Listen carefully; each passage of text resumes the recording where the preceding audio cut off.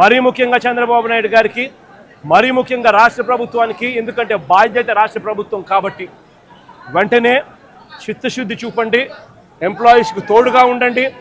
మీరు కూడా అసెంబ్లీలో వైఎస్ఆర్ కాంగ్రెస్ పార్టీ తీర్మానం చేసినట్టుగానే మీరు కూడా ప్రైవేటైజేషన్కు వ్యతిరేకంగా అసెంబ్లీలో తీర్మానం మేము చేసినట్టుగానే తీర్మానం కూడా చేసి కేంద్రానికి పంపి ఇది జరగకుండా కూడా ఆపే కార్యక్రమంలో చిత్తశుద్ధిని కూడా చూపండి అని చెప్పి కూడా గట్టిగా వీళ్ళందరికీ కూడా కోరుతా ఉన్నాం.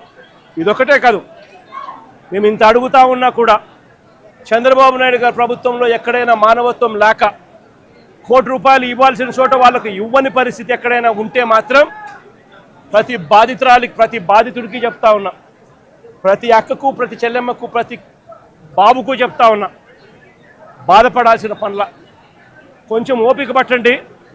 దేవుడి దయతో మన ప్రభుత్వం వచ్చిన వెంటనే ఒక నెల తిరక్క మునిపే ₹1 కోటి రాష్ట్ర ప్రభుత్వం తరఫు నుంచి వీళ్ళకి ఇచ్చి ఆదుకుంటామని చెప్పి ఖచ్చితంగా చెప్తా ఉన్నాం. అందులో మీకు కూడా ఉంటారు తల్లి, అందులో మీ కుటుంబాన్ని కూడా ఖచ్చితంగా అది వర్తింపజేసేట్టుగా కూడా చేస్తామని కూడా చెప్తా ఉన్నా.